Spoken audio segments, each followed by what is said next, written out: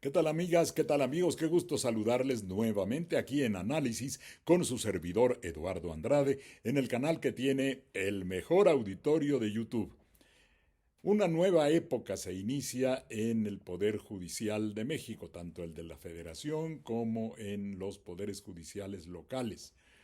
Y creo que debemos hacer un análisis con tranquilidad, con frialdad, con objetividad, porque sigue siendo un tema polémico. Y yo creo que, por un lado, no podemos negar esa primera afirmación. Lo digo en mi artículo de esta semana, publicado en el Universal, que estamos ante un cambio de época, en todos sentidos. Por un lado, la parte formal de cómo se registran las épocas de elaboración de la jurisprudencia y que se publican en el Semanario Judicial de la Federación. Es claro que tendrá que haber ahora una 12ª época en cuanto al contenido de ese documento en donde se recogen las resoluciones más importantes de los órganos judiciales. Pero también en cuanto a la manera como quedó configurada la Corte, al proceso de elección que tuvo lugar y al hecho de que tenemos una modificación constitucional e institucional que es muy distinta a lo que teníamos con antelación y ello implica también una nueva época. Cuando se calificó por varios de los protagonistas del proceso de toma de protesta de los nuevos integrantes de la Corte y del Poder Judicial, como histórico este acontecimiento, no hay exageración ninguna. Realmente es un momento histórico de cambio muy importante que habrá que ver, por supuesto, cómo se desarrolla, cuáles son sus resultados, qué tanto mejora la justicia. Hay otras cosas que hacer, no basta con que se haya electo a los miembros del Poder Judicial. Esto lo he venido diciendo también a lo largo de muchas de estas emisiones. Ahora bien, ¿qué podemos esperar o qué debemos pensar que será un fruto adecuado, conveniente de este cambio, particularmente a nivel del Tribunal Constitucional? Yo he señalado que este proceso debe significar primeramente una transformación de la ideología jurídico-política, porque todos los juzgadores tienen, yo fui juzgador también y sé que tenemos, podría decirlo en ese sentido, por lo menos durante el tiempo que lo fui, una concepción del mundo y de la vida y de cómo se debe aplicar el derecho. Y un primer compromiso que yo establecí en este artículo que les comento es que cabría esperar una modificación de el estilo de aplicación del derecho con un propósito más de beneficio popular, como lo dice la Constitución. No es demagógico, la Constitución dice, y lo repetimos una y otra vez, que todo poder dimana del pueblo y se instituye en beneficio de éste. ¿Qué quiere decir? Que el juzgador, como el administrador y como legislador, tienen que pensar que el efecto de sus sentencias incida en el interés de la mayoría, en que se favorezca el desarrollo de los derechos sociales al tomar una resolución. No quiere decir que necesariamente siempre tengan que estar pensando en el beneficio de una parte y el perjuicio de otra. No, es que al aplicar el derecho vean esos valores colectivos por encima de los intereses privados, individualistas. Cuando estén en conflicto, buscar que la solución favorezca el interés mayoritario y que esa decisión se base en la aplicación estricta de la Constitución sobre todas las cosas, incluso sobre pretensiones de tribunales internacionales que no tienen, como yo lo he explicado aquí muchas veces, la Corte Interamericana de Derechos Humanos no tiene facultades para dictarnos lo que diga nuestra Constitución. Y la Corte no puede poner por encima de la Constitución un tratado internacional como se quiso hacer en otros tiempos. Aquí tenemos una norma suprema que es la que define la vida colectiva, la que regula nuestra vida colectiva y todo lo que ella integre como protección de los derechos humanos, que reconozca, como dice la Constitución, por supuesto queda protegida por la propia Constitución y por los tribunales mexicanos, pero no puede ponerse en duda el valor supremo de la Constitución porque además así lo acaba de definir recientemente nuestro propio poder constituyente permanente, al señalar que es absolutamente inimpugnable, no hay ninguna vía jurídica para impugnar una reforma constitucional. Se puso ya en varios artículos de la Constitución, en el artículo 105, en el artículo 107 se reiteró, no procede el amparo contra reformas constitucionales, no procede una acción de inconstitucionalidad o una controversia constitucional que pretendan poner en duda la validez de un precepto constitucional, proveniente, por supuesto, del poder reformador que tiene esa capacidad. Eso es lo que esperamos de esta Suprema Corte, que se ajuste a esa supremacía constitucional y que además se ajuste a la aplicación estricta del derecho, de las leyes y de la propia Constitución, sin pretender hacerlas a un lado por latidos, porque piensen que no les gusta la ley que tienen que aplicar, pues si puede no gustarles la ley, pero la tienen que aplicar. Y no pensar en que hay principios superiores a las leyes o que buscar la justicia es muy importante y que si para buscar la justicia, déjenme colocar esto, si para buscar la justicia se van a saltar sobre el derecho, si no van a aplicar la ley en sus términos, entonces no tuvo sentido el cambio, porque era lo que estaba pasando, que el Poder Judicial estaba inventando principios, normas que no existían, por encima de las leyes que sí existen y que pretendían desconocer por razones más bien de carácter político. De modo que es un compromiso que debe tener la Suprema Corte y todos los juzgadores que su primera función es obedecer a la ley. Fue lo que protestaron el día primero. Guardar y hacer guardar la Constitución y las leyes que de ella emanen. Y tienen, por supuesto, que mirar en todo, dice, por el bien de la Unión, es decir, de México, la Unión Federal, es así como está construida la protesta que rinden, y comprometidos por esa promesa, por esa protesta, que es una promesa, por supuesto, tienen que ver los términos de la ley.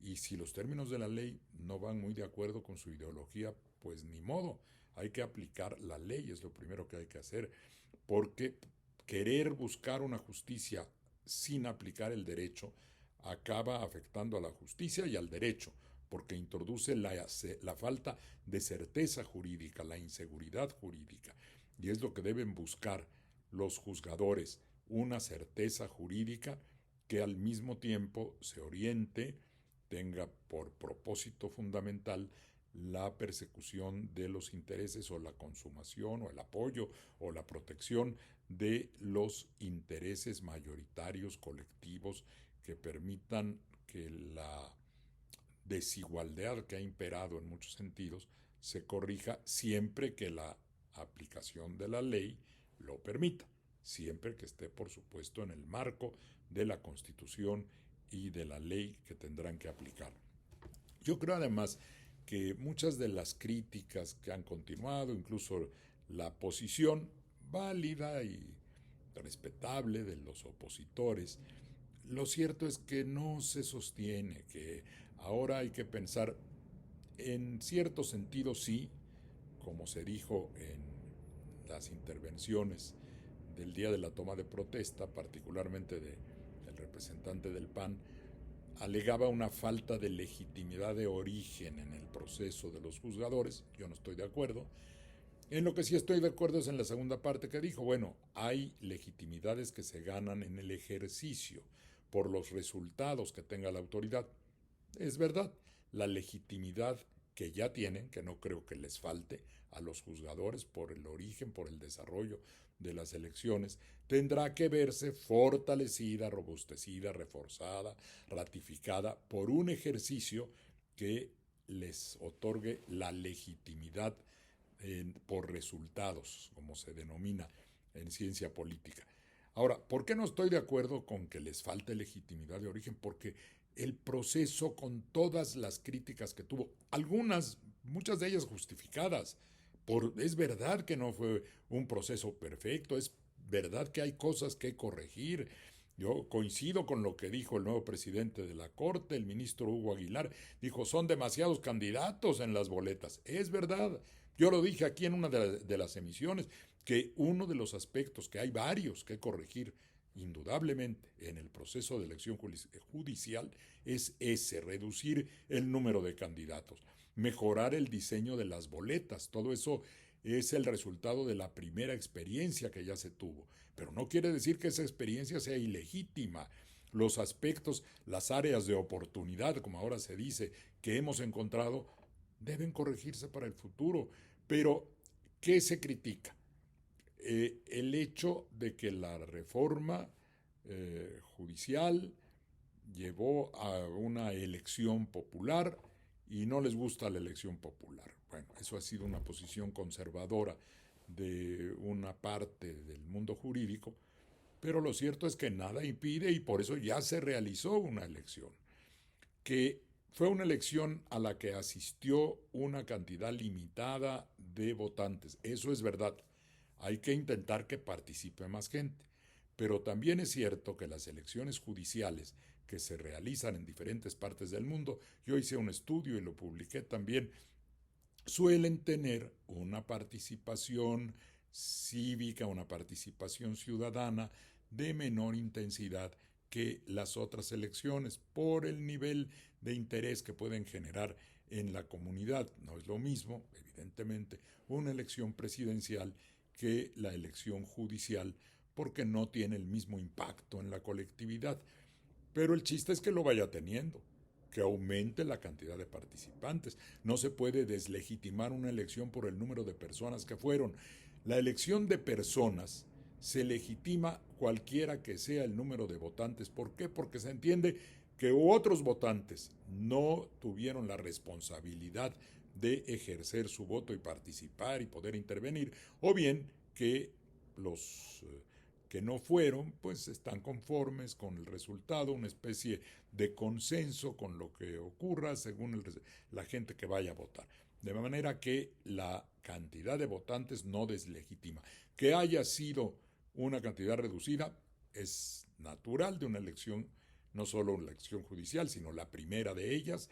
Es natural porque además hubo muy poco tiempo para la promoción y muy pocos medios. Es otra cosa que hay que cambiar. Creo que también lo decía el nuevo presidente de la Corte. Darles más tiempo y más oportunidad para que se difundan sus carreras, sus ideas, lo que piensan que pueden realizar en el marco del Poder Judicial. Hay que ampliar el tiempo y hay que abrir mayores posibilidades, más espacios.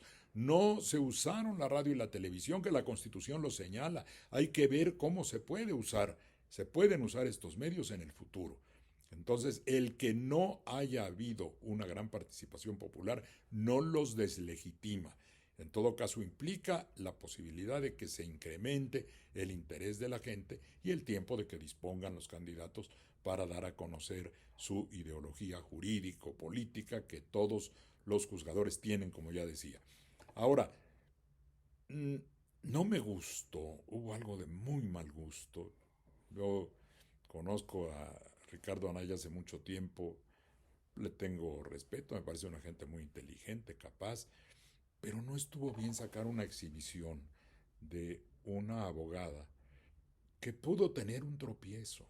Sí, no se le vio bien el hecho de que no contestara un aspecto relacionado con las causas de improcedencia del amparo cuando participó en algún procedimiento. Y esa abogada estaba en el grupo del comité de evaluación. Yo la conozco, fue una de las integrantes del comité en el que yo participé y del cual afortunadamente me concedieron la idoneidad y me hizo preguntas inteligentes, interesantes, conocedora. No, no creo que haya sido hasta, perdónenme, voy a ser muy tradicional, hasta de más mal gusto que un caballero.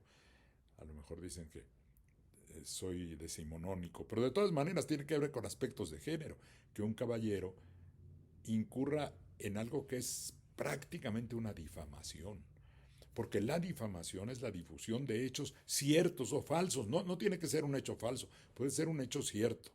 Y que se use ese pedacito para usarlo pretendiendo deslegitimar a todos los demás que participaron en los comités de evaluación, porque suponiendo sin conceder que eso significara algún tipo de descalificación, que fue lo que se intentó, es de una persona, de muchísimos, bueno, no muchísimos, los que fueran, eran que 5 por 3, 15 que estuvieron formando parte de los comités, pretender calificarlos a todos por un momento sacado de contexto de una sola persona, tampoco es válido para decir que no fue legítima la manera como se seleccionó a los que finalmente fueron a las tómbolas y luego a las boletas. Los acordeones. Miren, el análisis, yo les dije también en otra de estas emisiones, yo llevaba una guía. ¿Quién iba a ir a una elección tan compleja, con un montón de números, con unas boletas diseñadas de un modo que no era el mejor definitivamente, que hay que cambiarlo, pero esas eran las que había?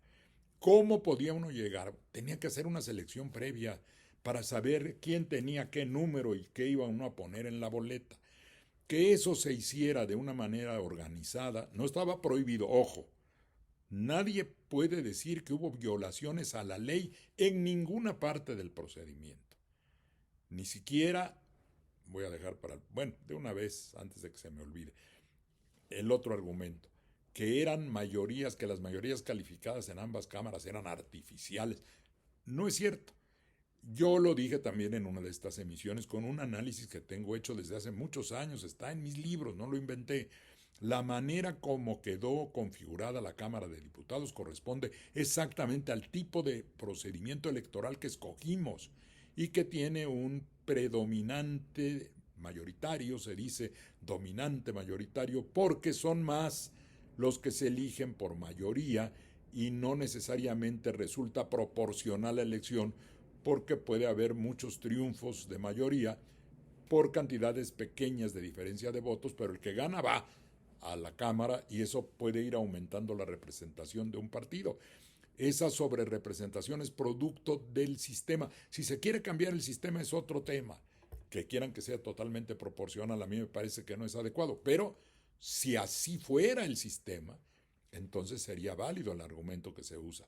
Pero el sistema no es estrictamente proporcional, tiene ese ingrediente dominante mayoritario que por los triunfos mayoritarios hizo que los partidos que propugnaron, que además lo pidieron, eso es otro asunto, se dice es que el pueblo no lo apoyó, pues los que fueran, los que estuvieron en las urnas, los que fueron a votar, están vinculados, por lo menos desde un punto de vista jurídico, político, están vinculados a la campaña que hicieron los partidos que dijeron abiertamente que lo que querían era hacer una reforma judicial y que para hacer la reforma judicial querían las 2/3 partes en las cámaras. Nadie puede decir que eso no sea cierto. Tampoco entonces puede acusarse de falta de legitimidad al procedimiento por ese hecho. Y luego en la Cámara de Senadores, que un senador cambió de posición y de opinión. Eso pasa muchísimas veces en las cámaras, no es la primera vez. Y puede pasar por distintos motivos, por simpatías, por cálculos políticos, porque se convenza realmente un legislador de que es necesario apoyar un determinado proyecto, que fue lo que se dijo. Pero le deslegitima a uno de sus compañeros de partido y líder ahí de la fracción, diciendo que se había logrado esa mayoría por la existencia de órdenes de aprehensión y de carpetas de investigación. Y yo me pregunto, si sabían que existía una circunstancia de esa naturaleza, ¿por qué mantenían a sus filas a una persona a la que luego acusan de que cambió por ese motivo? Uno podría pensar, pues no sabían. Y si no sabían, pues entonces qué mal que se pretenda usar esa argumentación para deslegitimar a quien finalmente dio un voto que permitió sacar adelante ese cambio. Entonces creo que habría que agregar algo más, me dice mi esposa. Cambian. Pues, bueno, ejemplos de cambio.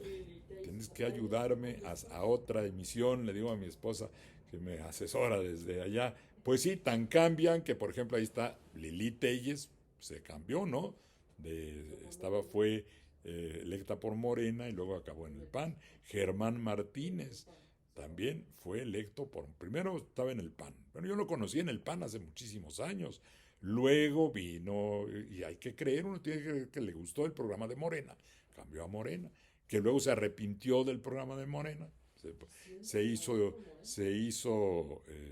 ganó por Morena, claro, y siendo senador por Morena, se cambió. Primero dice que era independiente, volvió al PAN. Bueno, ese cambio es muy frecuente. Como les decía, se da por distintas razones y no se puede decir que todo un proceso de elección se deslegitimó porque se usara un argumento como ese, de que había razones de carácter penal, que si sabía, insisto, el partido que lo tenía, pues, ¿por qué lo tenía? Y si no sabía, pues, entonces no tiene por qué acusarlo posteriormente. Pero, en fin, volvamos a la parte de los acordeones. Estaba yo diciendo que ninguna de las cuestiones que se usan como argumento puede decirse que fuera ilegal, mucho menos fraudulenta. No hubo una violación a la ley. No pueden imputar una violación a la ley porque no existía ni una prohibición específica para elaborar un documento guía. Todos teníamos necesidad de un documento guía. Que se imprimieran algunos en razón de grupos que pudieran tener interés en sacar adelante candidaturas. Para eso eran los candidatos, candidaturas que tuvieran algún perfil especial, que querían un candidato de origen indígena, por ejemplo. Bueno, pues entonces lo incluyeron en estas guías que se podían formar. Nada impedía que personas interesadas orientaran su voto y lo realizaran de una manera que permitiera llevar esa guía de los llamados acordeones. Por eso yo no creo que eso se pueda manejar como un fraude, porque el fraude requeriría una violación a la ley. Ahora bien, en todo caso, si había propósitos de impulsar a otros candidatos, la derecha tenía también candidatos, había perfiles para la Corte que tenían antecedentes de haber participado en asuntos en los que predominaba la ideología neoliberal de derecha, también tenían derecho a participar. Si quienes pensaban que ese tipo de candidatos era importante que estuvieran en los órganos judiciales, principalmente en la Suprema Corte, podrían también haber organizado grupos e incluso haber impreso guías para decir, estas personas que nosotros tenemos afinidad ideológica y simpatía con ellos, porque nos parece que representan valores jurídicos que queremos impulsar, pues entonces estaba prohibido, podían haberse organizado y haber impreso algunas guías para poder ir a votar. Ahora, que eso a algunos les parezca que no es conveniente o adecuado, habría que pensar en hacer otro tipo de boletas y habría que pensar entonces en que hay una norma expresa que dijera que una persona no puede usar un documento adicional para apoyar el momento en que va a emitir su voto, lo cual tampoco está prohibido para las elecciones locales. Si alguien quiere llevar una lista para decir yo quiero de presidente tal o presidenta y de diputada o diputado, en rigor lo puede llevar, sacar su bolsita y de su bolsa un papel y poner lo que anotó. Ahora, se quiere que eso, yo creo que no se puede impedir ni se debe. ¿Queremos discutir que eso no se valga? Bueno, se puede hacer. Y si hay una prohibición expresa, entonces ya tendría otra connotación el uso de una guía. Pero ninguno de los argumentos que se ha usado es un argumento que permita comprobar que se ha realizado alguna violación de la ley o que los que están ahora como ministros no tengan legitimidad por haber usado algún procedimiento ilegal. Eso es falso. No hubo ninguna violación a la ley. Yo, como habiendo aceptado participar en una fase del proceso, pues creo que todos los que intervinieron sabían las reglas y esas reglas se cumplieron escrupulosamente. las 9 personas que se sientan ahora en la Corte, de la cual esperamos que sus resultados sean como me refería al principio de esta emisión, no carecen de legitimidad, no les son imputables ninguna razón, no les es imputable ninguna razón a ninguna de ellas que pudiera poner en riesgo su legitimidad. Vamos a ver ahora los resultados. El ejercicio que yo espero, parece que la primera sesión pública será hasta el 11 de septiembre, se entiende que tienen que ajustar algunos aspectos previos administrativos, de orden, de ordenación, de cómo van a llevar los asuntos, pero ya yo creo que pronto tendremos la oportunidad de presenciar la primera prueba de fuego, de ver ya actuando a ministras y ministros de esta nueva época en los plenos que serán seguramente de gran interés. Es todo por hoy, gracias por su atención, hasta la próxima.